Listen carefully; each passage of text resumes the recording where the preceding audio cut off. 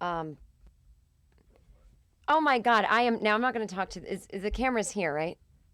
I can look at either one. I'm mostly going to be on the front one. My name's Jen Kirkman. Oh, I should be on mic, right? I know what I'm fucking doing.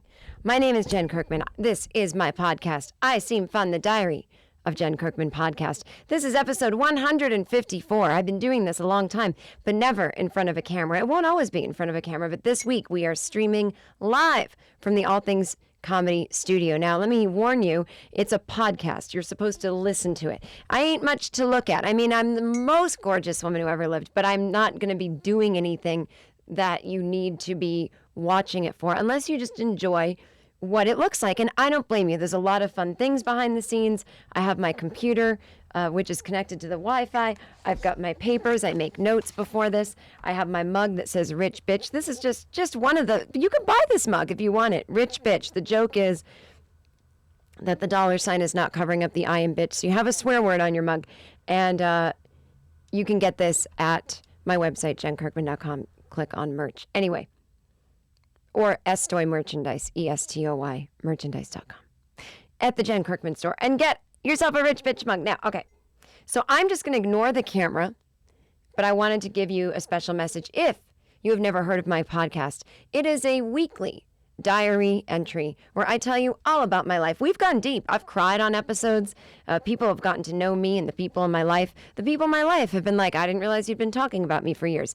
There's a lot of fun stuff going on. There's recurring characters. It's just me doing a half of a strange voice. And I think you would like it. If you like confessional things, then you'll like my podcast. And you can find it on iTunes, Google Play. What the fuck is this? Not Stitcher. What's the other thing we do that's fun? SoundCloud. And if you go to jenkirkman.com, click on podcast, you can find more information there. If you want to go back and listen to all the archives, which I recommend you do. Anyway, so we have a lot to get to this week. And when I walked in, I was just perusing the internet. This is breaking news. This is happening right now. It was updated 9 hours ago. This is not, this is on AOL.com. This is on Business Times, the independent.co.uk. This is not bullshit. The only thing I have a feeling that Russia, WikiLeaks, Julian Assange are fucking with us. Like, I feel like they planted this story and it's not true because it's just so hard to comprehend that there are aliens. But astronomers say they have detected strange possible alien signals from 234 stars. And so it's coming. And we remember Stephen Hawking was like, don't fuck with the aliens when they come. They're not trying to come to be like, hey guys, what's up? They want to kill. He even warned against aliens again as recently as September. I'll read that before. I'll read what's happening and then I'll tell you how we're all going to die. So the alien life has been hard to find so far, but two scientists, E.F. Bora and E. Trottier, there's a video playing. Say that it could be a possible cause behind some unusual signals they observed. In their recently submitted study, the astronomers from Canada's Laval University have documented, that sounds like a fake. That's probably a very accredited place, but Laval sounds like something you name your kid after like a disco trip. Have documented, I'm drinking hot water. Fuck, that hurt. Have documented their identification of 234 stars out of 2.5 million, which seem to pulse light at a consistent rate. The paper discounts possible interference from the instruments or data analysis and doubts that the signals were created by molecules, rapid pulsations, or Fourier transform of spectral lines. No one knows what these other fucking things are anyway. But it is true. Whenever we hear something, they're like literally an alien spacecraft will land. They're like, no, that's a volleyball. It just looks different out here. And have you guys ever been to Arkansas? Yeah, that's what volleyballs look like here. Just the neighbors' kids were playing. We're like, but a giant thing crash landed and it's smoking and it's made of metal. That's no, you didn't see anything. So it's weird that they're like, yeah, well, it's not our usual molecules, rapid pulsations. It's aliens. It's bizarre to me that they're just admitting it, which makes me think that I think it's over. I mean, This makes me want to, when I read stuff like this, I'm like, I'm going to start smoking again. I'm going to get super drunk tonight. And I don't smoke anymore, and I can't drink really because of my voice. And it just makes me want to go like, fuck it, I'm going to get huge. That's the first thing I think of is smoking, eating, and drinking. And then just not working and sitting around. Because if we have a month left, let's say, before we're attacked by aliens, why would you go to work? Why would you go? It's fulfilling. That's if you like have, I don't know, lung cancer and you're still trying to have some semblance of a life and it makes you stronger. But they're coming. If they're coming, then there's no like, I'll go to work so I can feel like I'm making a difference in the world. It's not going to be here. So I recommend, I just feel like everyone should start eating and drinking. Anyway, the signals, okay. The team proposed the idea that based on findings from previous research, there's the possibility, and I know they're only saying a possibility, but my mind is locked on this as that means yes. Because if you're a little kid and you're like, can I have candy? And your mom's like, possibly, you won't stop until you get it. There's a possibility that the signals are caused by light pulses generated by extraterrestrial intelligence to make us aware of their existence.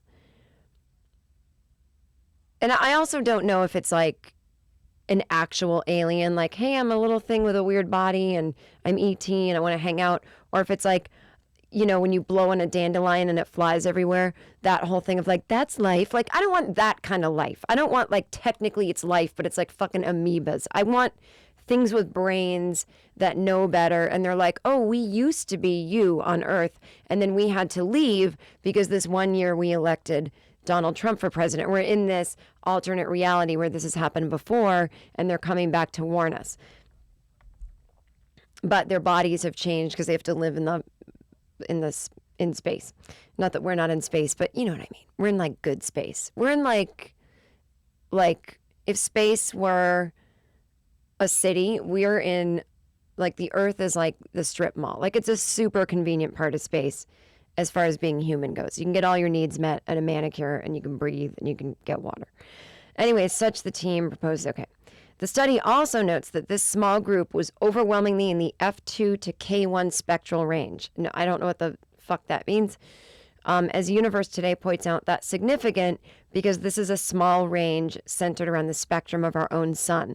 And our own sun is the only one we know of that has an intelligent species living near it. I assume that's us. Despite the indications, there's certainly quite a bit of skepticism concerning the possibility of aliens behind these signals, and the team states that this hypothesis needs to be confirmed with further work. There's always skeptics and boring people that are like, technically, I think that's, you just need to get some lens cleaner on your thing, ho. But, so Stephen Hawking has said this before, but he said it again in September of 2016, which was only last month. Theoretical physicist and I almost said cosmetologist. He'll do your nails. Cosmologist Stephen Hawking has once again warned of the dangers. I like that he did this once. This isn't a reprint. He was like, hey guys, just want to get back in the news and remind you of a thing I said last year, which is seriously, you don't want aliens visiting. So, has once again warned of the dangers associated with extraterrestrial life contacting Earth in a half-hour program on Curiosity Stream, reports CNET. I don't know what that is. The Country Music Network? What's CNET? Oh, CNET. Oh, CNET. Yeah, it's a tech website. Tech website. I wonder what the C stands for.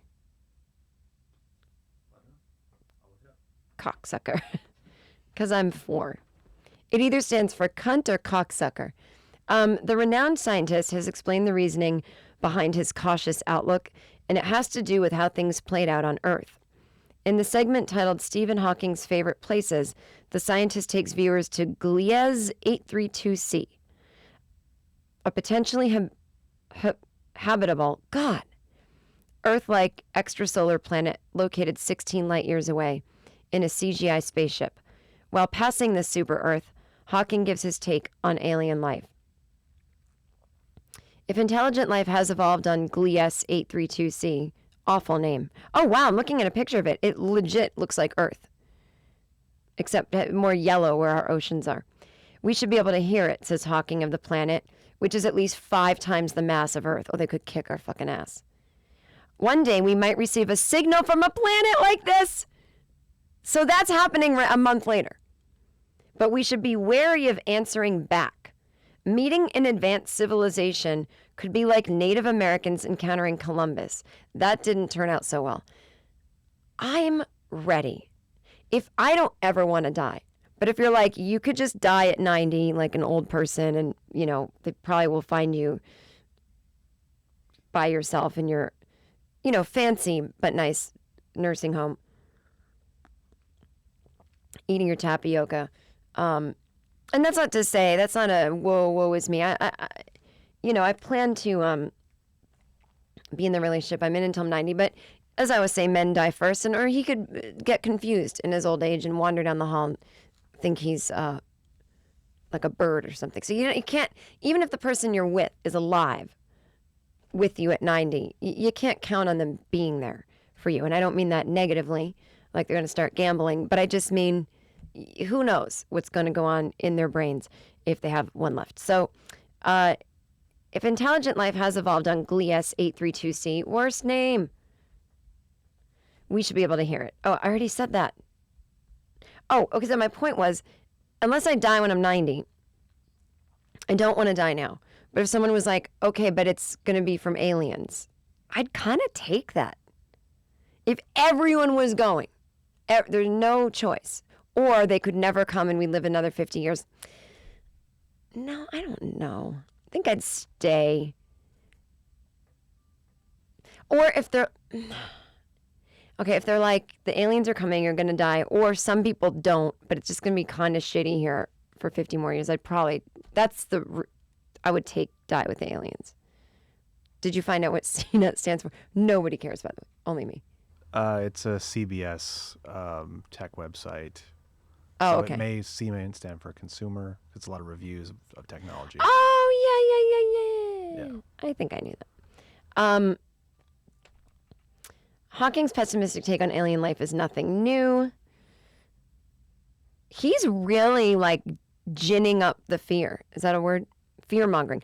I imagine they exist in massive ships, having used up all the resources from their home planet. Such advanced aliens would perhaps become nomads, looking to conquer and colonize whatever planets they can reach. If so, it makes sense for them to exploit each new planet for material to build more spaceships so they could move on. Who knows what the limits would be? It's so weird because when I think of aliens, I think of them in this far-off sense, but I think of spaceships. I go, the spaceships seem plausible. I bet that was a spaceship that guy saw. And not a shooting star, as the government would have him believe.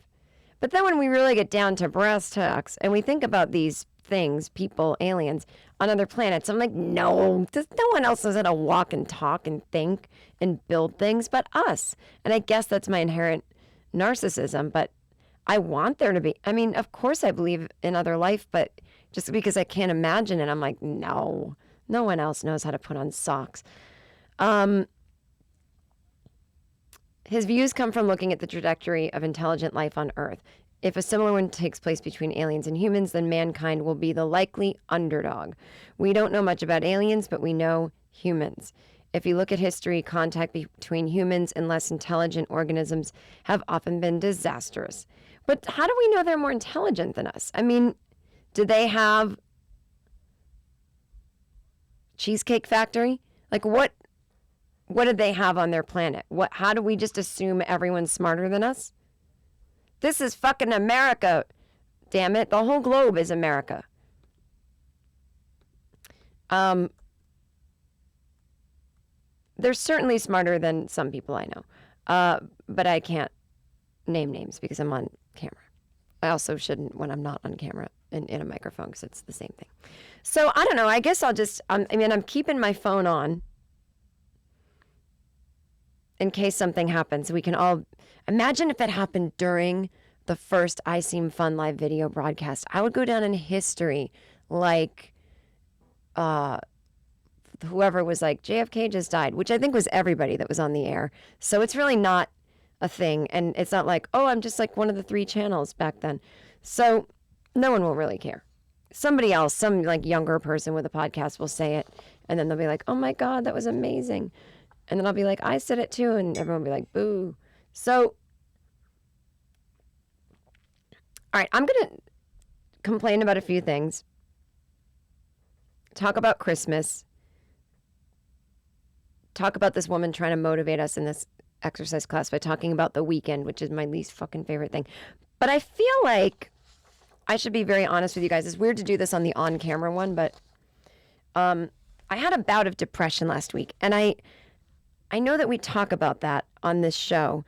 And I feel like I've had some people email me that it's not that they think I'm lying, but they think that because, you know, it doesn't come up that much anymore, which isn't true really. It's just a constant that I live with, that that it must be over with. And it is. I mean, I'm not medicated, and not that that's the goal or should be your goal. I just didn't have this everyday pit of despair. But so depression, as we know it, is the not sadness, but the absence of feeling. And so I went into a spiral this week, and I don't even want to be honest about it because I feel like it brings down my this is the internal struggle of how honest I should be on these things. I feel like it brings down the image of me, the what's the word? Like, not my cachet, but my, you know, you get too honest with the listeners and then they start to not believe in you and they're like, am I backing a loser here? And so I was getting depressed about my possible future, which is, to a lot of people, great. You know, I just taped my second Netflix special. My specials on there are, well, there'll be 2 on there, which is a giant honor. And a few people have had that. But a lot of those people are selling more tickets on the road than me. And that's what I was starting to freak out about, was thinking about what happens when it comes out. What if everyone hates it? What if, this is my biggest fear, what if the smart people don't think it's smart enough and the dumb people just turn it off? And then everyone else is just like, I used to like her, but she's talking about too many women's issues. This special has a lot of lady issues in it, but I don't know how else to talk about it because I'm a lady in the world. And I've been traveling alone a lot for the past 2 years. So I've had a lot of funny, I think they're funny, experiences. And then I relate them back to, you know, women in this world. And so I feel like I like listening to comics that aren't white talk about their experience, and I laugh and I go, ha ha ha. And I send my slaves home early for the day and I go, you know, it inspires me. But I feel like there's an easier thing now. There's still racism, obviously. But I'm just talking about comedy, strictly comedy, the racism and sexism within audience to comedian. I feel as though white people have an easier time laughing at a comic that's not white, especially if it's a man, because they think that comic is cool in this kind of white person, almost condescending way. Like, I want Chris Rock to like me. But guys, I don't think laugh as much when a woman is making fun. And I'm worried about that. And so I'm worried about it being panned and then not watched and then no one comes and see me. Or I'm worried about the other thing, which is it's great, but for some reason people don't buy tickets to my shows and I'm still stuck playing the same venues I have been, which for some people would be enough. It would be a triumph. But I guess I'm more ambitious than I thought I was.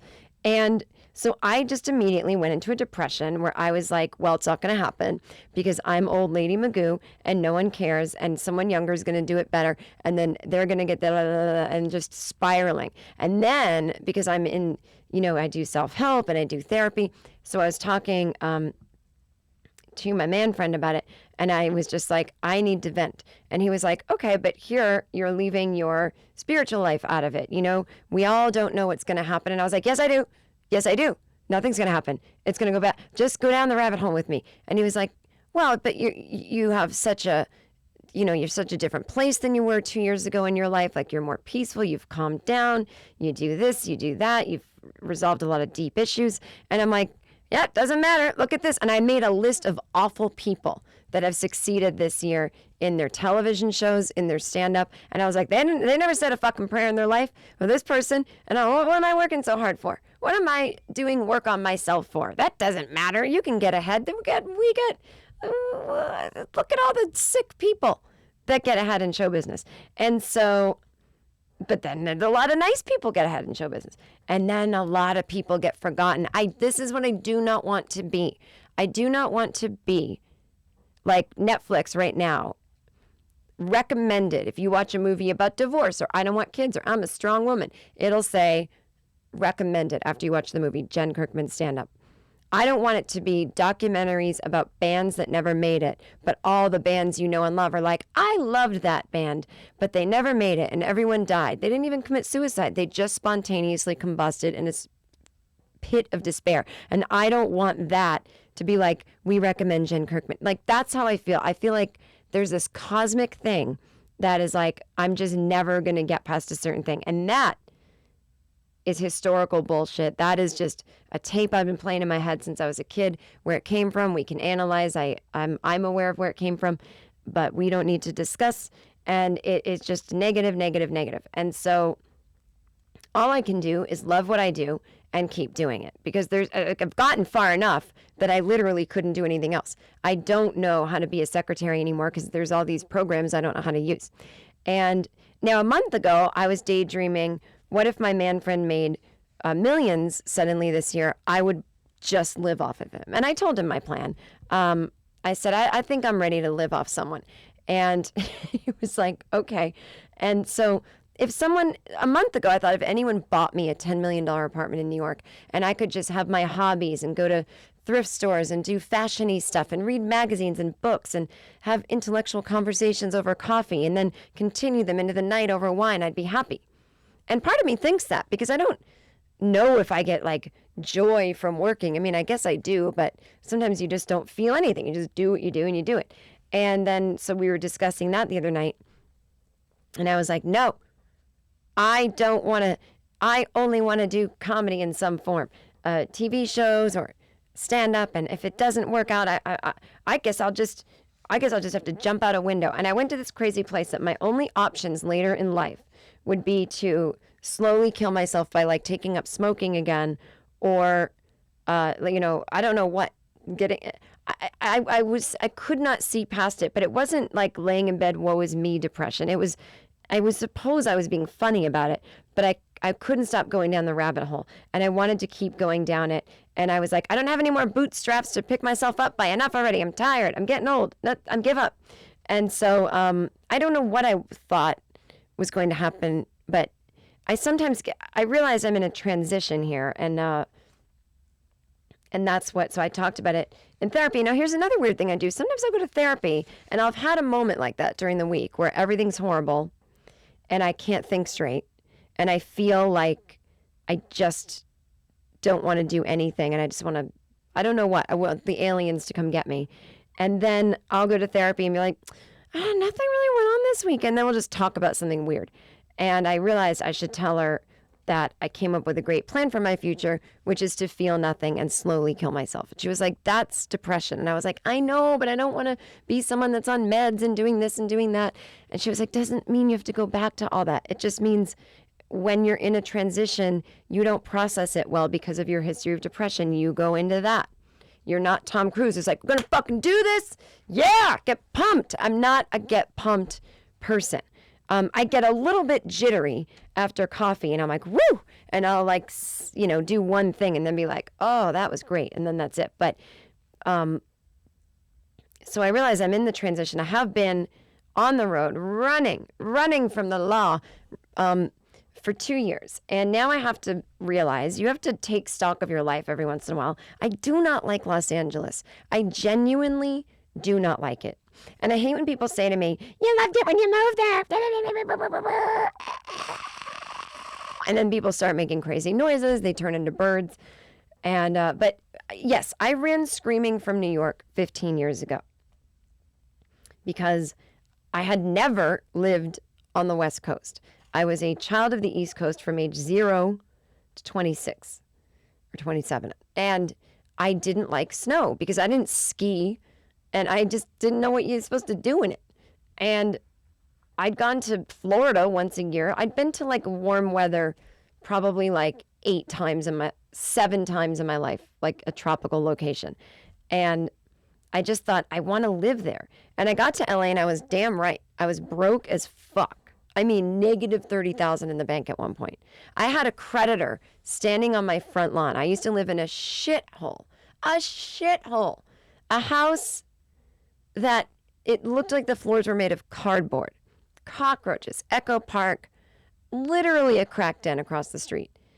And you know who lived in back of me? The hilarious, she lived in the guest house to my shitty house. We both were renting. My roommate has since passed on. But the woman that lived in back of us was Martha Kelly, the brilliant comedian and actress on Baskets with Zach Galifianakis. And so Martha would come and be on my front lawn and go, Jen, the landlord came and was looking for you, and he said that that we're damaging the dryer. We had this crazy landlord. He was like a slumlord, and he lived in Malibu, but he only wore stained sweatpants all the time. And he was obsessed with this washer dryer that he bought, and he put it in the basement. And most things in Los Angeles don't have a basement. So if there was ever a flood, which there was often, things get wet. But that wasn't the issue with the washer dryer.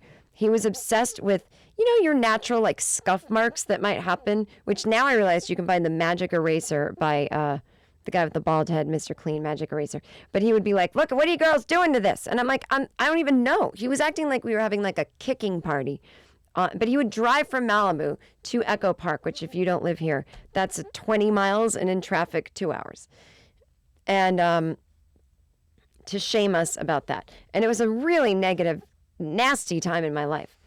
And I was working, I had temp jobs, and then I was working at Lifetime Television, which was actually a fun job. I worked 4 days a week, and I was the person that if you went to the website and watched a little clip of the Golden Girls, I had picked the clip and I had written, Rose gets her first kiss at age 60 or whatever.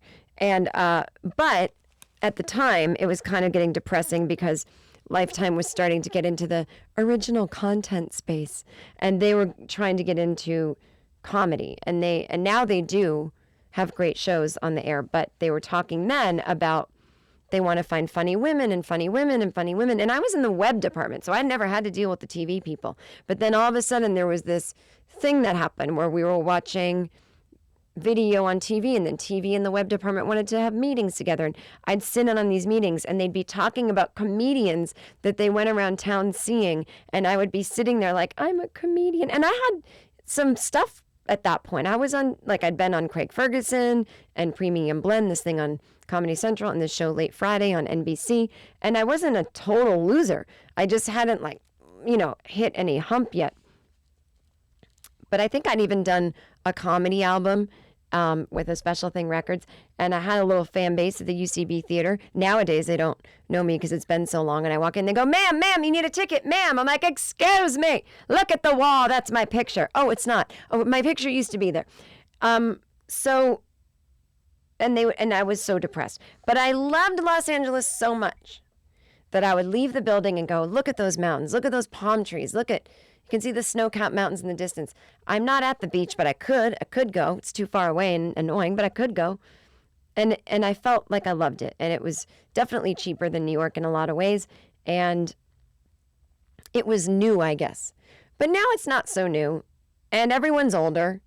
And it's not a good city to be an older person in, because as you get older, you get more settled and you would like to stay home and be with your things, be it your significant other or your dog or your magazines or your Netflix or your whatever. Or you work hard, you work from home. It's not a let's go out place. It's more like, let's catch up over drinks, and then you keep postponing it. So when you live in New York, there's a youth that's thrown at you that you don't even know you still have in you, where you can meet someone at the last minute because it doesn't take too long, and you walk over here and everybody's up. And even when you're sitting in your apartment, you can hear other people outside. And I don't mean like, woo, you hear people going like, woo, I'm going to fucking kick your ass, Alicia. I'm serious. I don't want to hear that. But you hear the city and beep, beep, and beep, beep, and that. And there's something about it that's invigorating. So I feel like I'm just in a different phase in my life now where I need to be invigorated. I don't need to live in a 2x4 with a rat. So I have to wait until I'm making bank to move there. And thus brings me to my problem. I've got to make bank. Now, I don't know, maybe someone could hack my phone or something. I mean, I don't really have anything scandalous. But you know, now that's, although I did get a call once from Apple and they're like, someone's trying to get into your account. You have to do this protective thing with your iCloud. And I was like, that's horrifying. Because you don't think there's anything in your phone. You're not having an affair. There's no scandal in your life. You're not like leaving your company to start a new one and be a competitor. You know, you're not secretly a pedophile or something, you know. But if you just quick look at your texts, you realize no scandal, but man, do I not want this out there. Like this text my friend sent me. Please look at the photos that boop posted from boop. He looks boop. And then I'm like, oh my God, he does. Hang on. I just don't get him, but I also don't take him that seriously. Oh, also, here's an article to that person we hate. Boop. Continued fuck you to them. Finally, people are picking up on that they're an asshole. Oh my God, thank God. That boop is so fucking full of boop self. I can just tell by that pic. We would be screwed if these texts got out. They are about people in the public eye, people we know, friends of ours. So I really don't want my phone hacked is my point. Even though I'm not doing anything wrong, I'm not doing anything right. So I was depressed, and just talking about it actually helped. And I think that is what happens when you live with depression for so long. Sometimes you kind of just get so used to it when it flares up that you don't talk about it. And then when you do, you go, okay. I just didn't want someone telling me it's going to be okay. It's like, you don't know that. And it's true, they don't. They're just trying to cheer you up. But you don't know either way. You just have to keep doing what you're doing. But you don't have to feel enthused about it. A great tip is act as if. Act as if everything's going to be okay. You don't have to believe it. And then eventually you find yourself believing it. But I guess so that's what came out of that depression. And now I'm like, what was I talking about? If someone bankrolled me and I could just move to Paris and read, I'd be so fucking happy. But the other night I was like, nothing will ever make me want to live life. It is just, I failed at everything. And so luckily that has passed. But, you know, I had to work it out. And I realized something about myself that isn't applicable to this conversation. But, I forget what I was saying. But anyway, yes, I used to love LA. Now I don't. I think people change. I think allow your 42-year-old friend to be different than she was when she was 26. Don't be like, yeah, you used to love it. Look at you coming back. It's like, well, not really. I think it's a classic New York, LA thing too. You love one, you get sick of it, you go to the other, and you get sick of it again, you go back. So anyway. So this is what I did this week, possibly to combat the depression, but also because I would have anyway. I went on pier1.com. This is not a commercial, but if they want to pay me, that's fine. First of all, I ordered online because I didn't want to go into the store because it happens every fucking time. Do you want to open a credit card and save 10%? Nope. I knew what the prices were. I knew that you would offer 10% off. Whatever the difference is, I have the money. I'm buying it. Like, imagine if you wanted the 10% off, but you didn't qualify for the credit card. And you're like, fuck, I was banking on that 10% off. And then you had to return things. Oh, that was my point. So years ago when I lived here, and I still live here, when I'm living in Echo Park, I had this credit card debt. I literally didn't know you had to pay credit cards. I was so stupid. I had like a generic credit card, $500, and you keep building your credit when I was in college. And I just maxed it out and then some. And I think back then you could withdraw the money out of an ATM. And then I was just like, well, I'm going to move so I don't have to pay it. Thought I could fool them by changing my zip code. And I moved to New York. And then that followed me. And I had a I had a Bath and Body Works credit card, a Victoria's Secret credit card, an Express, the Limited Express credit card. I think I had Old Navy or the Gap. I had everything. I think I had Pier 1. I had a Pier 1 credit card. I maxed them all out and just didn't pay them. And my credit was bad for 8 years. I think it even with, making good money and having People helped me handle it. I still had bad credit for a long time. That shit won't leave you. So don't fuck around, kids. Because when you're an adult, you actually need credit cards to run your business or travel. And it's nice to get points and all that kind of stuff. So I fucked up. But there was a creditor or someone standing on my front lawn yelling my name. It looked like a movie where a guy was in love with me, except he wasn't. He was paid to give me a warrant for my arrest.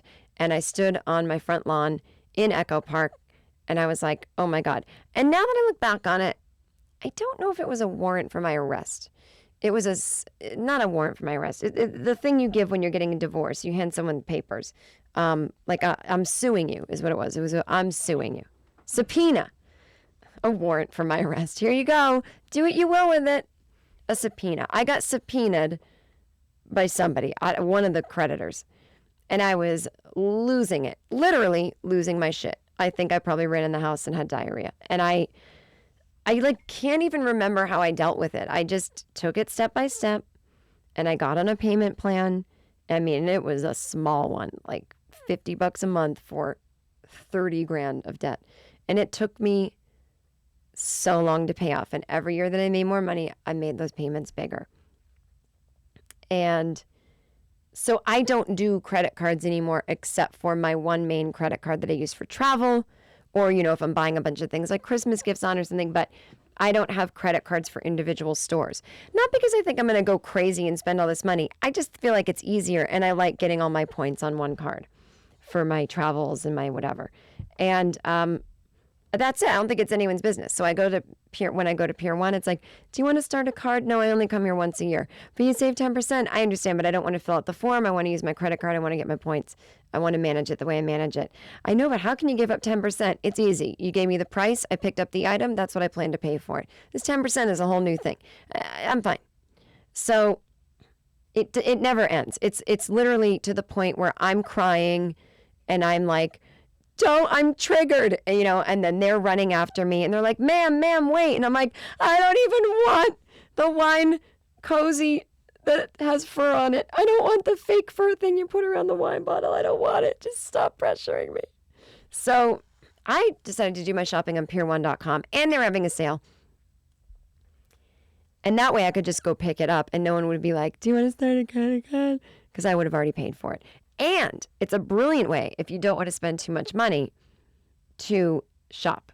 Buy it all online. You go in the store, you're tempted, you're like overwhelmed, and you might not pick out what you want. So I've been working on my Christmas decoration list for 2 months, and I've decided what goes where and what I'm going to buy, and I put everything in a shopping cart on pier1.com and I bought it. And I went in and the Christmas decorations are already up, which makes me so happy. Like the Halloween ones are shoved in the corner like, fuck you, you witch, you didn't get bought this year.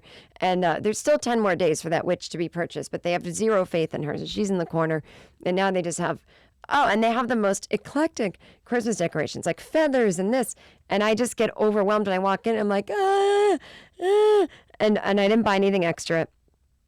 But I'm pretty excited about my purchases. I have a pillow that's white velvet with a big snowflake on it, and it lights up. And it can light up solid or blink. And if you want to have a seizure at my house, come over. I'll put it on blink for you. So I was pretty excited. And I got home, and I unwrapped all of it. And it's sitting on the couch in my home office. And it's just like, we're ready. We're ready. And on October 1st, I am going to put up my decorations. Not my tree. Just my decorations. And I can't fucking wait. And my handyman, who's lovely, I think I talked about him months ago because he got all these good Yelp reviews to the point where it was creeping me out. Like, he saved my baby's life. He performed an emergency tracheotomy. But he doesn't like Hillary, which is fine. You don't have to like her. But he's like a Bernie dude, conspiracy a little bit. Hillary's corporate.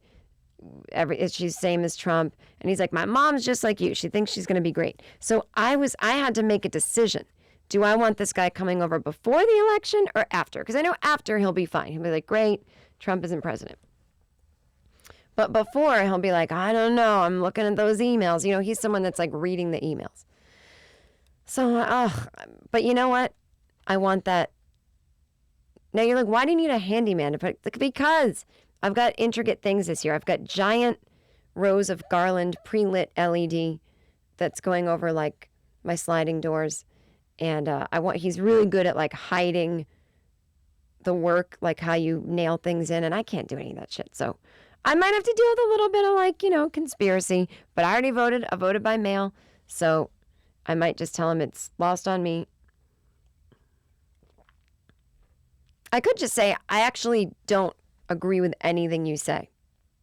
It's hard when someone's in person and they've got a hammer. So I think I'll just leave that. But I was so excited to get those up. So that's going to be November 1st. Nobody bother me between 10 and 11 a.m. And then I'm putting the tree up on November 8th, the night of the election. Everyone else will be at election parties. I will be home watching the results come in and putting up my tree. Because two things. I have been so fucking anxious about this election that I just need something pretty to look at. Number two, lightness in a time of dark. We talk about it every year. It's going to be dark if Trump wins. I don't think he's going to, but anything can happen. We got aliens contacting us. Do not tell me that you know the future. And if Hillary wins, it's going to be dark because people are all mad because they've been told the system is rigged. And I'm afraid of riots, not like outside my door, but I'm just afraid of 4 years of people hating women. So if it makes me feel better, Jen, what did you do the 4 years that everyone hated women? I put a Christmas tree up, and that's what I want to do. I might wait, but the Grove in LA is putting their tree up November 13th. Oh my God, and if you can believe it, I already know what my Christmas card is going to be this year, and I can't. It's so exciting. I'm sure someone's done this, but I have an amazing photo of me. Well, I think it's amazing. When I'm 5 years old and I'm sitting on Santa's lap, he was in our kitchen. My dad's friend, Jack Kidd, dressed up as Santa Claus, and I knew it was Jack. And Jack was a little bit of a drinker, and I knew Santa smelled like booze. And I've got my nose right to his, and you can tell by the intensity of my pose that I'm like, you're not Santa. And I love that picture. So I want to go to the Grove, which if you guys, again, don't know what that is because you're not in Los Angeles, it is our giant mall that's outdoors, but they have a 100-foot Christmas tree every year, and they have Santa's workshop, and even a trolley that takes you from the Gap to Top Man. What more could you want? You think the aliens have that on their fucking Cleus planet? You think they've got a trolley that takes them from Gap to Top Shop? And you can hop off. You can hop off and go to Cheesecake Factory. You can hop off and go to the Apple Store. There's no fucking way these assholes have that. They might be smarter than us, but they're not more fun. There's no fucking way the aliens are more fun than us.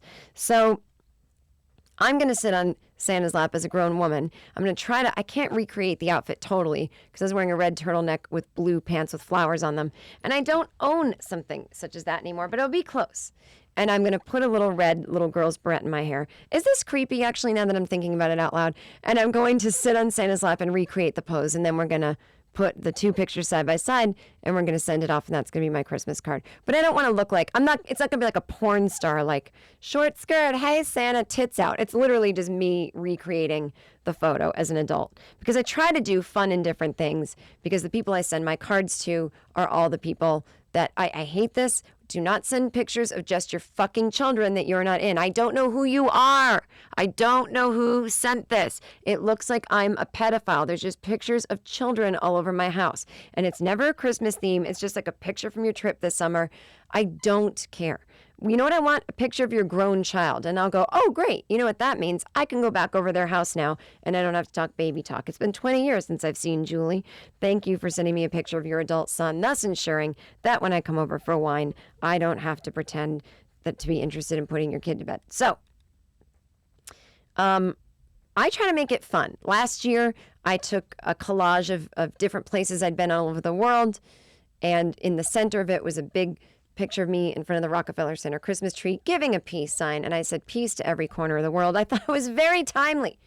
I'd already had them made up, and then the Paris attacks happened, and there was a lot of ISIS fear, especially a lot of ISIS fear in my family. My family lives in northern Massachusetts and southern New Hampshire, and I'm not sure we've had an ISIS attack there, but everyone up there is prepared. They're thinking about it. They're always talking about ISIS. And so, but a lot of people in my family did not like the card. I think some people found it not politically correct. They felt that they don't want to wish peace to the world because there's some bad people out there that we need to shoot. So I apologize I didn't write, let's fuck up some Muslims on my Christmas card, as some uncles of mine would have liked. But so I try to do different things because I'm not married and I don't have kids. And no one in my family ever goes, how are you? Do you have a relationship that makes you happy? You don't want kids, right? I never bought your book. Sorry. Like, there's just this assumption that I'm lonely and everything's terrible. So I try to make it fun. Like, here's my fun life. I'm traveling. I'm thinking I sat on Santa's lap as a 42-year-old. That's fun. And then I have a little app that makes two pictures go next to each other. Like, come on, you guys, I'm living it up. I got a full life here. And so I think my life is great. But the people with the kids, and then they get my card, and it's like, there she is alone again. But I don't believe in putting boyfriends on Christmas cards. I think it's tacky. And I don't care if we're together 15 years. It's like we don't live in the same house. So I guess if we lived in the same house, it would be from this household. So yeah, like upon moving in together, I think you'd do joint Christmas cards. But I don't want to have to write on the back, you know, I'm really into living alone for as long as possible because I've already been married. And if we ever move in together, it's going to be moving to New York. And again, as I said, if you listen to my podcast on this one episode, it's going to have to be in a $10 million apartment. That might take years. So don't worry about me. I'm having a great time. Just thought it would be funny to sit on Santa's lap. Thanks. But you can't say all that in a Christmas card. But I'm fucking so excited. So Santa is coming November 13th to the Grove in Los Angeles. And he will be there every day from 9 a.m. to 8 p.m. 7 days a week. And I am going to fucking get on his lap. And I'll get there at 9 a.m. And what kind of weird parent takes their kid at 9 a.m. instead of school? So hopefully it'll just be me. And hopefully he'll do it. I don't want to get some dickhead Santa that's like, ho, ho, ho, and still trying to pretend like, dude, I'm on to you. I know you're not Santa, but do this picture.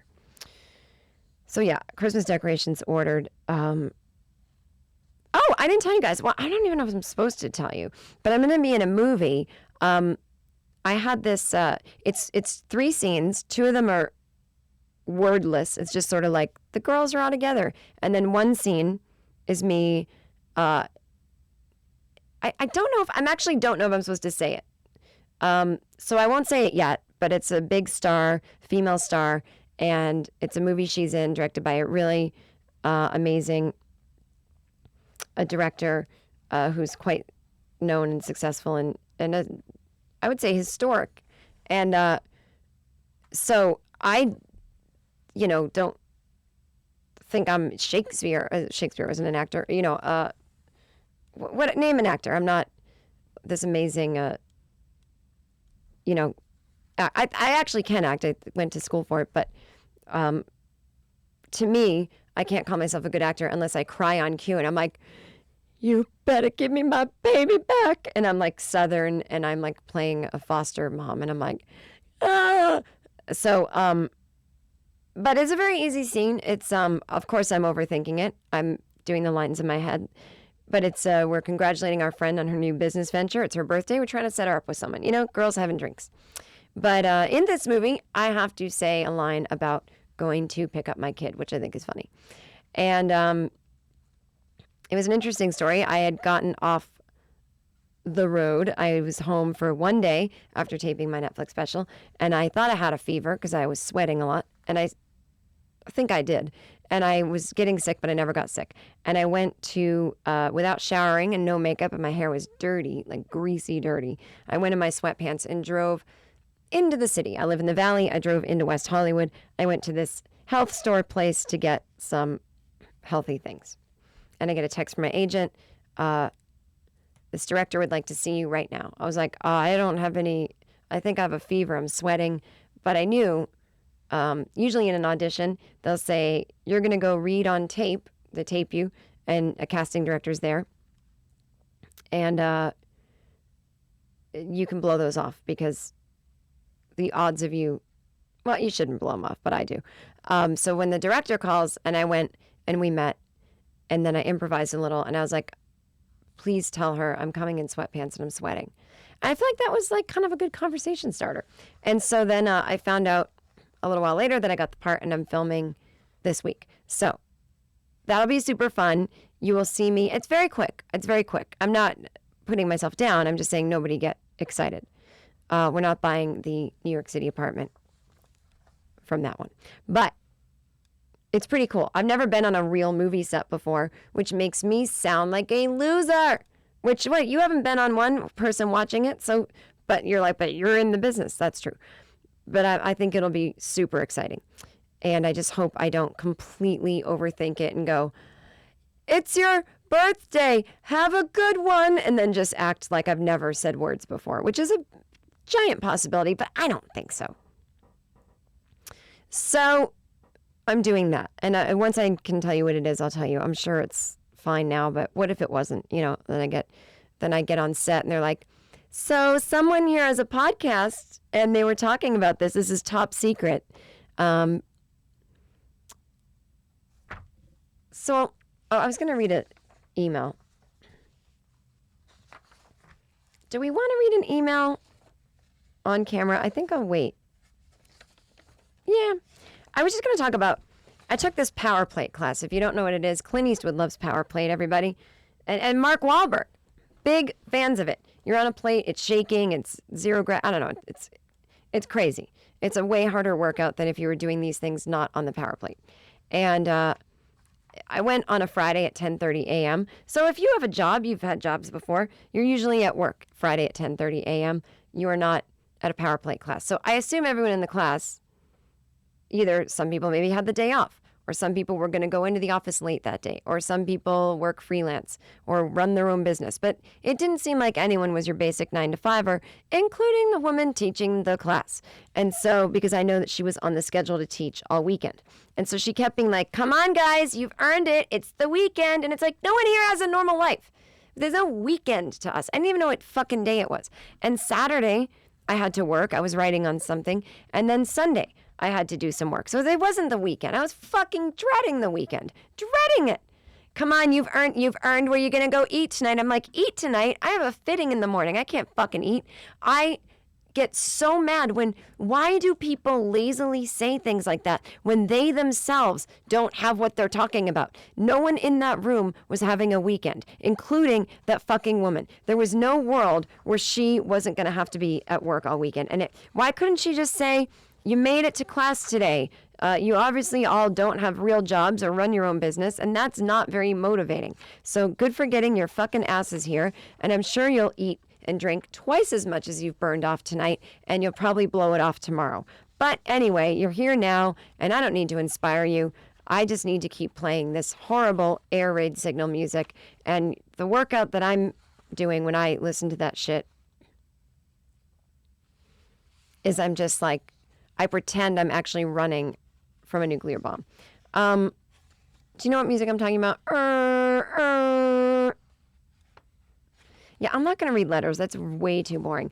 I'm going to end early because I've recorded a second part, which is, I read those articles. So just the next part, if you love Trump and you're voting, don't even listen.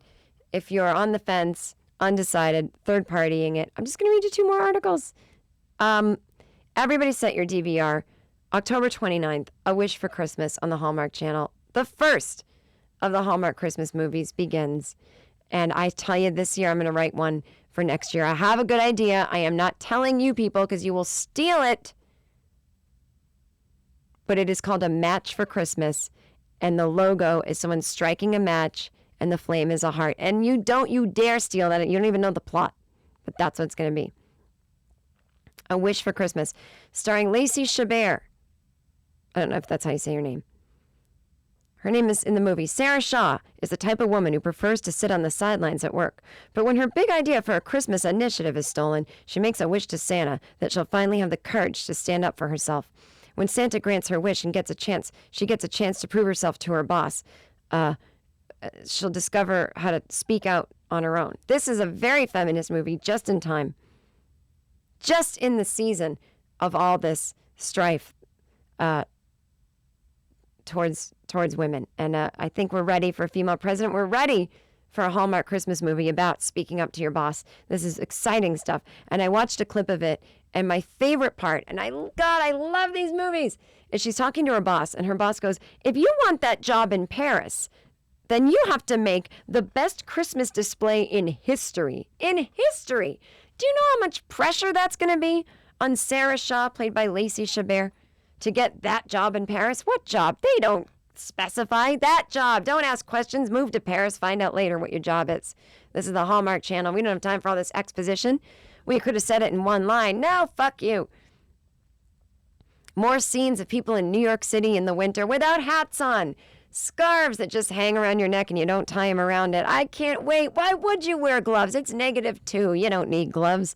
What is that? That's a parking spot on the Upper West Side. I'll pull right in. God, I can't wait. I can't fucking wait for these movies and their commitment to not being realistic representations of any big city that you've ever been in. And I don't care. I don't want them to be accurate. And so also Saturday, October 29th, this is funny. If you guys want to come see me, this is not anything to do with All Things Comedy, but I will be at the EW Pop Fest in downtown LA. And I got this email from this publicist I sometimes work with, who I'm not currently working with because I'm not promoting anything, but she got an email and she wrote to me and said, I'm working with the newly launched Too Short's Boombox podcast. That's right, Too Short.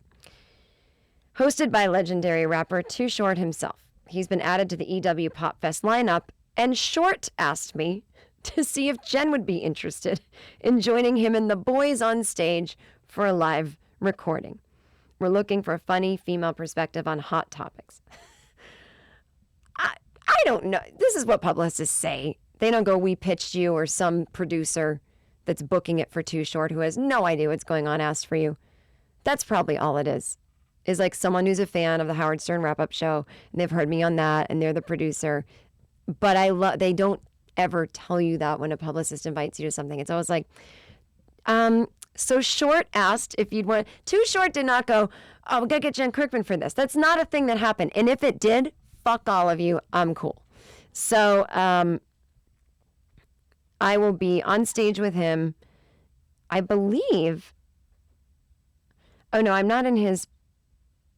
Just go to ewpopfest.com/boombox.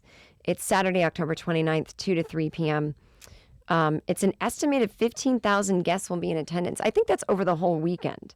I can't imagine 15,000 people are going to sit at a podcast and just be like, ooh, ooh, and it's just going to be like, ooh, ooh, and like a giant thing. But I'm dying to know. His podcast was the number 3 music podcast on iTunes recently. So, hey, look, I'm sorry, All Things Comedy, to take listeners away. I know he's not part of All Things Comedy, but look, I might get involved. I might get in business with Short. I might get part of All Things Short network, you know? You guys have been great to me, but I had to move on and be with my people. And when people that I have more in common with contact me, you know, I got to make hard choices. And I don't talk to me about this off the air. It's too sensitive. This is just, I'm just going to email, I'm just going to ghost this network one day and you'll know where I am. So anyway, everyone come see that. I've got a lot of LA gigs coming up over the next few months. Oh my God, wait, before we go. Well, obviously I'm a part of the All Things Comedy Network. You can see it. Go to allthingscomedy.com. Go to facebook.com/iseemfun. Interact with other Facebook and I Seem Funners at I Seem Fun Podcast on Twitter. I will be, okay, everyone, get your tickets. December 3rd, it's the Jen Kirkman Dysfunctional Holiday Show at the Hollywood Improv. It's 8 o'clock, Saturday, December 3rd. It's going to be fucking fun. I throw candy at people. We sing songs. I'm going to have a thing where I make the audience write like their darkest secret about the holiday, like I hate my husband or something. And I'm going to collect them all in a Santa hat, and all the comedians are going to read them at the end of the night. And we've got Lori Kilmartin, Eddie Pepitone, Solomon Giorgio. It's a fucking great show. Solomon told me he was born on Christmas Day and his parents forgot his birthday once, so he's got fucked up stories. Eddie Pepitone's going to be yelling about everything that he yells about how we're all fucked and we're all distracting ourselves with Frank Sinatra music. And Lori has a wonderful family fucked up stories. And it's all just a ball of negativity, recognizing that it's a fucked up time of year, but we're having fun despite it. It's not a miserable show. It's the antidote to all the fake holiday cheer. We're having real holiday cheer despite the fact that things are so terrible and that we have this beautiful holiday, but then you got to go and spend it with people you don't always want to spend it with, right? So get tickets for that. A portion of the proceeds are going to the LA Regional Food Bank, and that is no joke. We even have like W-9s. I mean, the improv is getting involved in the paperwork. It's really going to be donated. And then I'm working with this place called the Pajama Program, and they provide pajamas and books to kids in orphanages waiting to be adopted. If that's not Christmassy, I don't know what is. If that's not Christmassy. So I encourage you, if you come to the show, a part of your ticket price is already going to charity, but be extra charitable and bring a pair of pajamas for a child age 0 to 18 and a book. I would concentrate probably more on children's books. Don't bring some smutty young adult novel. And all you have to do is drop them off, and I will get them to the organization. So you don't have to do anything but be a good person and then sit down, have a couple drinks, enjoy yourself. And I think it'll be fantastic. It sells out every year, so I really would love it if you guys could get tickets now. It's jenkirkman.com, click on tour dates, and that should be up there. Or you can always go to improv.com and go to Hollywood and then find the date, which again is Saturday, December 23rd. It's my favorite night of the year. The Jen Kirkman Dysfunctional Holiday Show. So I really hope that the I Seem Funners will come. It's a total, and I think I'm going to show like a clip of a Hallmark movie and dissect it. Like it's going to be different. It's not just stand up. There'll be all kinds of stuff going on. I think you get the idea, but I can't seem to stop talking. Okay, I have gone 1.5 minutes over, and I am in big trouble. Too Short doesn't mind if I go over here. He told me. But All Things Comedy coming down on me. I already see. It's not on my website. God damn it. Don't go to jenkirkman.com for the fucking tickets. I didn't put it up yet. Just go to hell. That's where you should go. Go to improv.com. Join my email list, though. Go to jenkirkman.com/about, and you can get on my email list. Well, this has been fun. I hope the aliens don't get us, but in case they do, until the aliens get us, have fun. Yay!